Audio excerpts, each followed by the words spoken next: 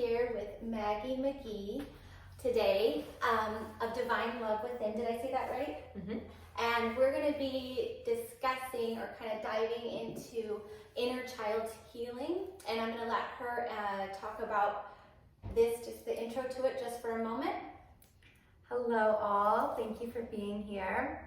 So when we talk about inner child healing, we're really talking about going back and nurturing the parts of ourselves that weren't met with the things that they needed or the support that they needed, so that they can show up in a way that allows more emotional regulation in our day-to-day lives now. Because within our cellular memory, we store everything that's happened within our lifetime, and any trauma that we have experienced is within us. So when we go back and we allow ourselves to really nurture those parts of ourselves, we do what we call reparenting. And when we reparent the inner child, or really any version of us, we allow for deep healing in our lives today.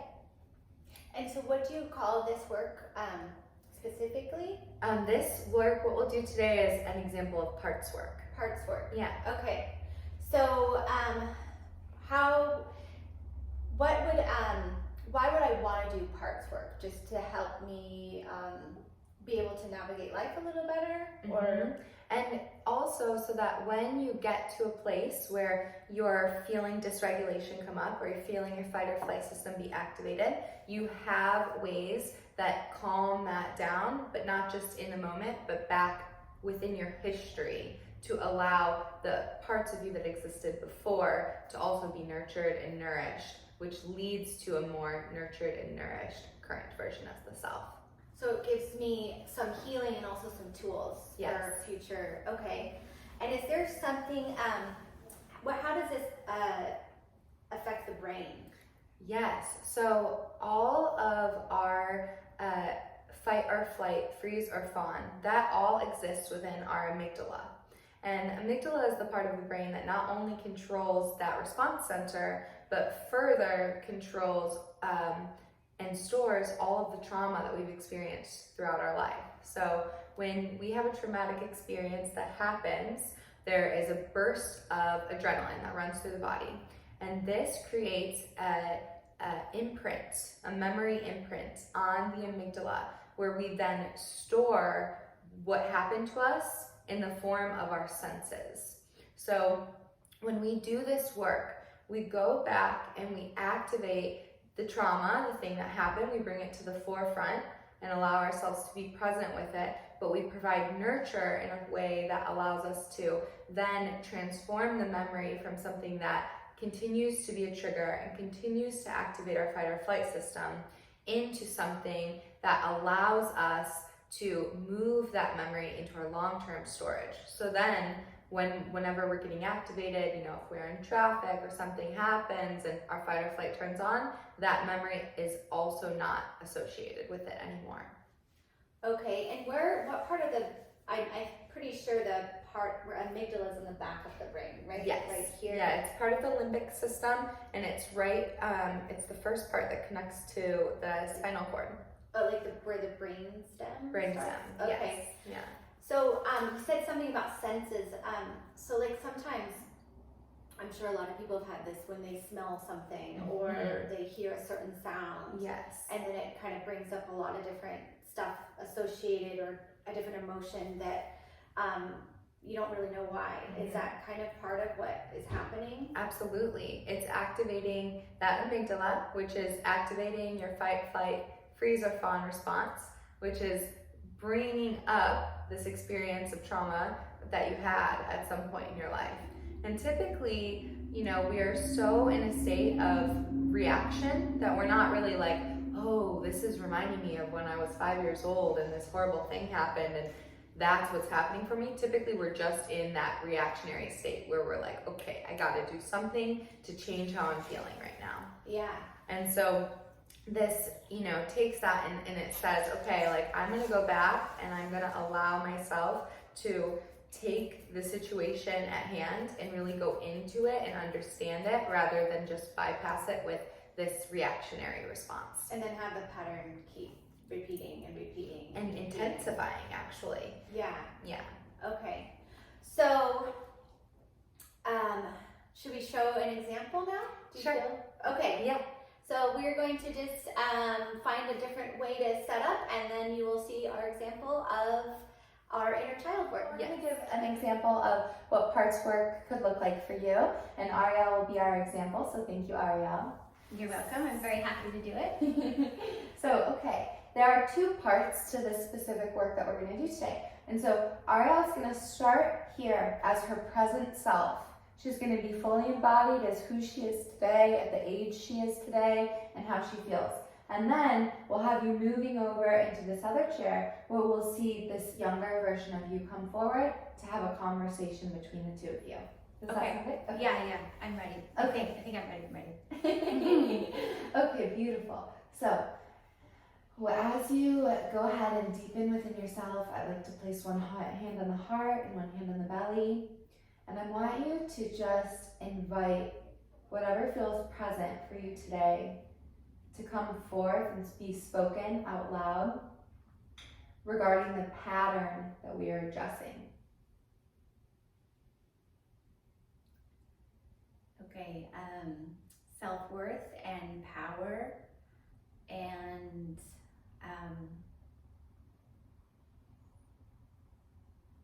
I think a sense of authenticity that's beyond what society expects of you.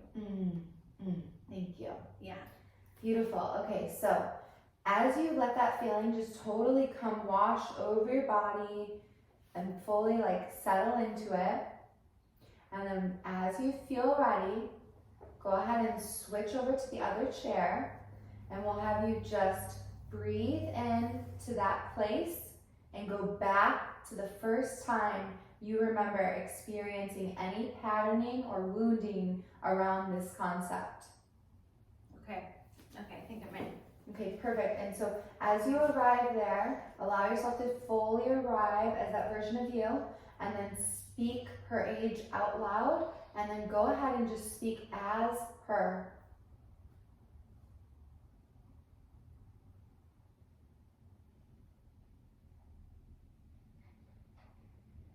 Okay, I'm 10 years old, and I am Ariel. I am 10 years old, and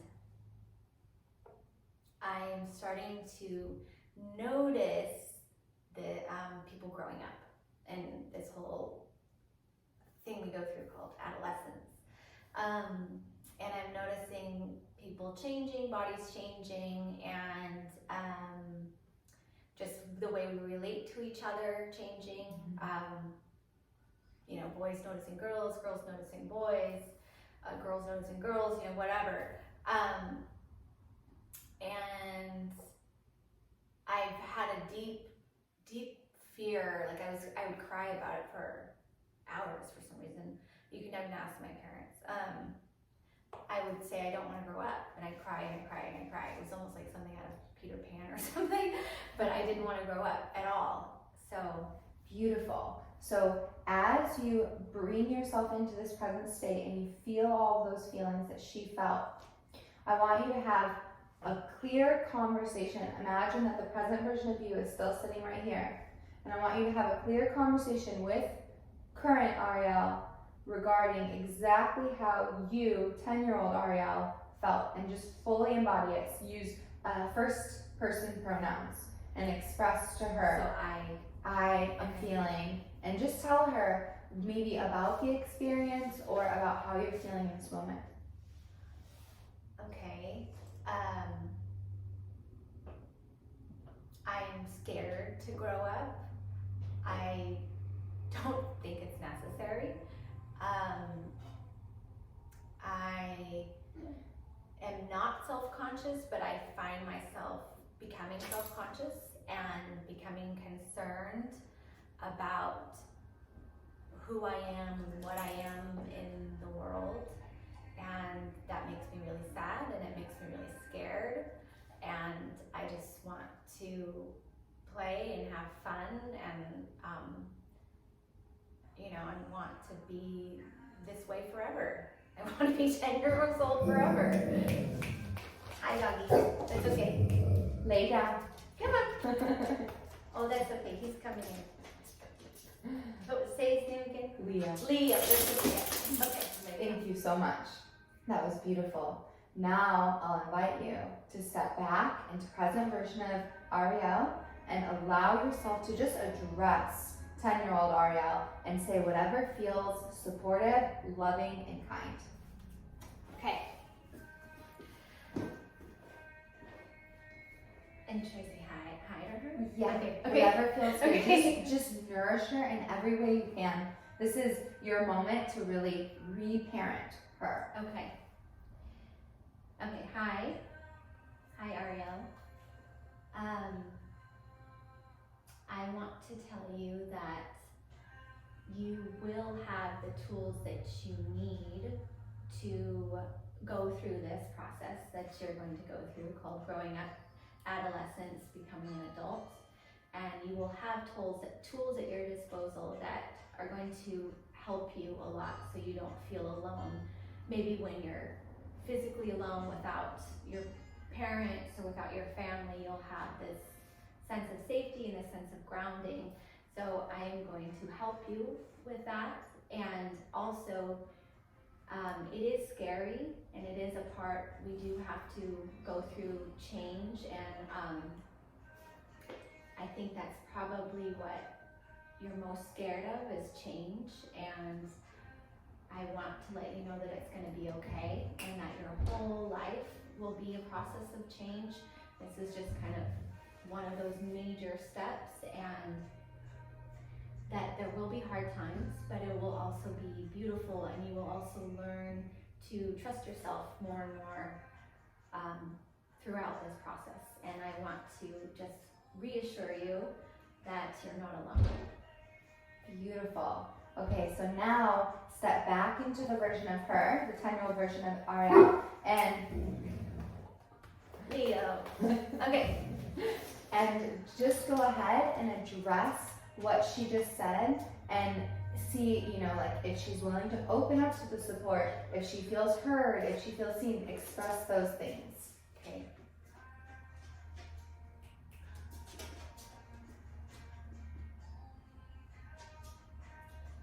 Okay. Yes, that would make me feel really more empowered, or that would just help me to feel not so scared about change. And I would like to know different things I can do when I'm in a situation where I become more self-conscious, and I'm starting to become more and more self-conscious, and things to do to help me process that and to know that I'm okay and I'm loved just the way I am, and to not go into any deeper patterns of rejection, like self-rejection or unworthiness or anything kind of like along those lines. Beautiful. Okay, now enter back in as you, and just allow this conversation to take place. Offer her tools, offer her guidance. Okay, so what are some tools?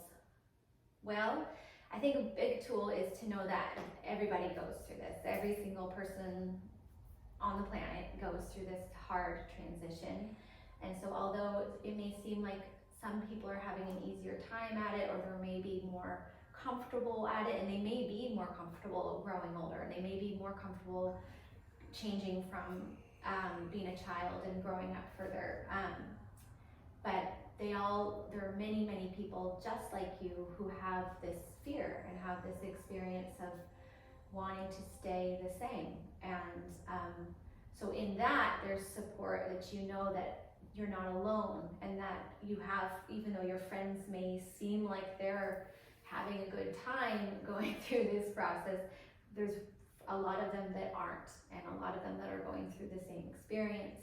And so to reach out to those friends of yours that maybe you can even talk to about this kind of stuff. And what are some other tools? To know that God loves you just the way you are, and God will always love you, and that you don't really need anybody's approval at all. And I think that's a really important one, because we go through this whole period of time thinking that we need someone to tell us that we're okay or that we're worthy, and you don't need that at all, because you are already that. You are already worthy, and you are already okay. You are already beautiful and strong, and nobody can take that away from you. So when we switch from seeking that, needing that, which is very much what a child needs, because they get it from their mother and their father, to having that sovereign, that ability to do that themselves and give themselves that's a big part of the growing up process. And so just continuing to tell yourself that you love yourself the way you are, that change is healthy, change is perfect, everything changes, nature changes, and to breathe, and if something comes up, maybe do something that you enjoy, and process it somehow, like walking or dancing or going in the ocean, or whatever it is. So, and then further, the last part here is you want to affirm her and where she is, just one more time, letting her know how already perfect she is. So now she has the tool, and then also the affirmation coming from you that can really store into her cellular memory. What would be a good affirmation, do you think? I would say I love the ones you already shared with her, and then further just telling her, like, I see you, I regard you as beautiful, I love you through all your stages, I honor you through this transition, I already see your perfection, something like that. Okay. I see you, and I love you, and you have a beautiful and incredible potential, that when you believe in yourself and you love yourself just as I love you, you'll be able to move into that potential, and you'll be able to express that potential, and you'll be able to do what your heart is longing to do throughout all the changes of life, and the body and the mind and all the things we go through. But your heart will always be really who you are. And yeah. And then allow her to receive the message from you. Okay. Okay.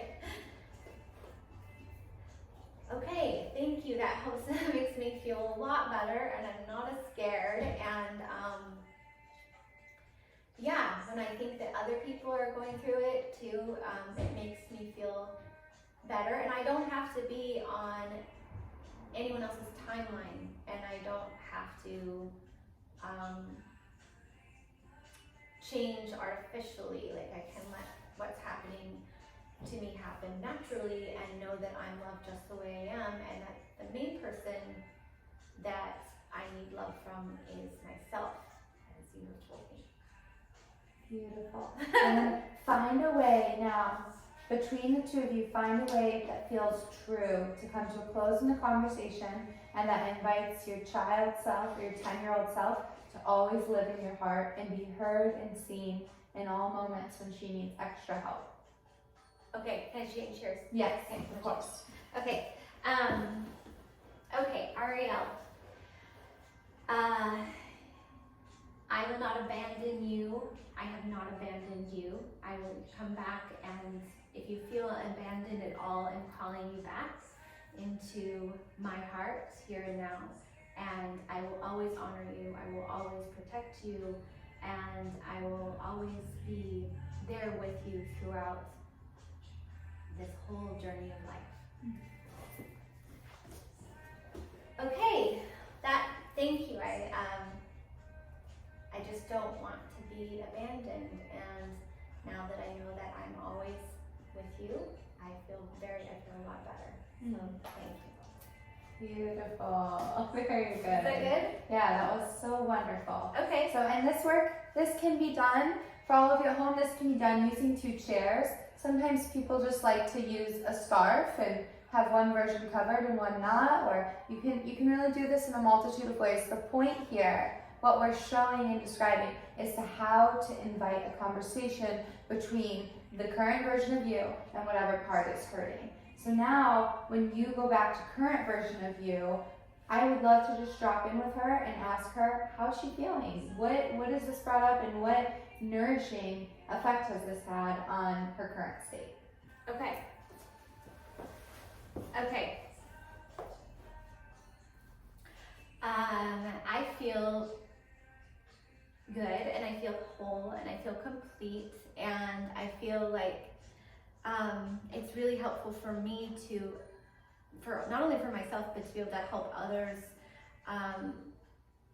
really love themselves authentically without having to love themselves based on some sort of approval that they're getting from somebody else that they think they need. And I think we all have that belief sometime in our life where we have to be a certain way that society wants us to be, or look a certain way, or have certain things. And part of what I feel passionate about, and that causes a lot of suffering for people, a huge amount of suffering, especially for young kids today, with online social, with all of it, it's all about comparison. And I think if people can really say, I wasn't born in this life to be like another person, I don't need anybody to tell me how to be. I can have that experience be authentic and natural, and love myself the whole time.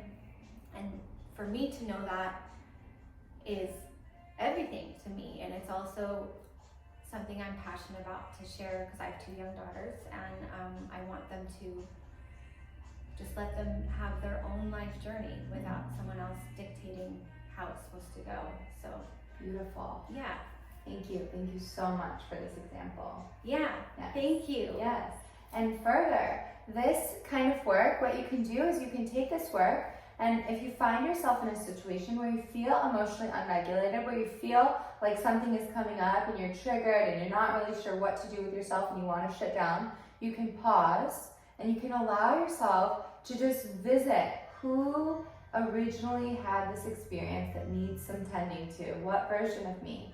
And as you feel them come up, you can then be with that version of you in that moment, right then and there, offering emotional regulation, offering nourishment, offering words of affirmation and encouragement, and allowing that healing to take place the moment the trigger is coming up. As we do this, we reprogram the subconscious mind in such a way that allows us to stop being as triggered in certain situations that used to be very triggering for us.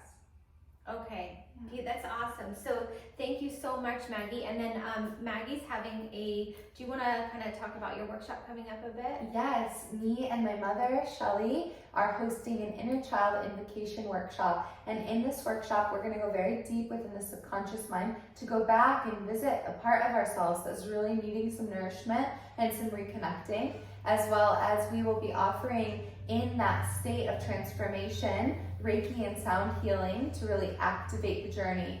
Further, the final part of the conversation will really be about all of us kind of coming together as a group and sharing our experiences of what happened for us and what transformation needed to occur in order for us to be feeling more whole and complete within.